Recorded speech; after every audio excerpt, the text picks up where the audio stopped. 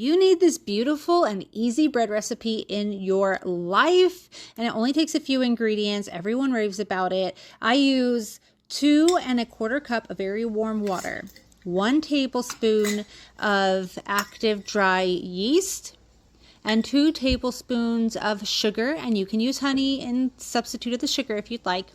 We're going to combine that in a bowl and give it a very good stir and get it all combined.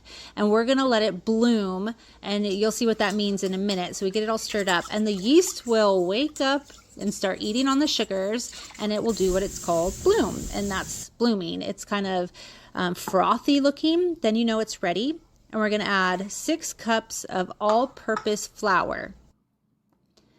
And then we're going to go ahead and combine this. I'm not adding the salt at this time because salt can kind of stunt some of the yeast. So we're going to let it rise before we add our salt. So go ahead and get that mixed up until it's a nice smooth dough like that. Cover it up and I don't know, wait till it doubles in size. It'll take like an hour or so. It kind of just depends on how warm it is in your house. Now I'm going to flour a cutting board and put the dough out.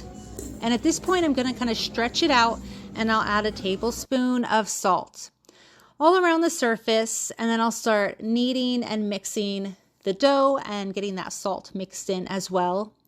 I love this. It's like Play-Doh for grown-ups. Making bread has just become this peaceful, delicious ritual every week, almost every day sometimes.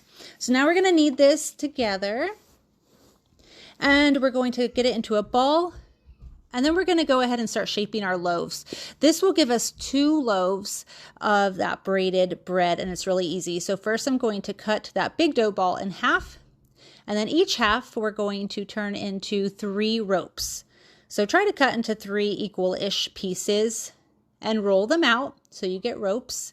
We'll smush the top ends together, braid it, then smush the bottom ends together. And now we're going to cover them on a greased cookie sheet. Grease your cookie sheet because they can tend to stick. Now we'll cover them and let them rise again.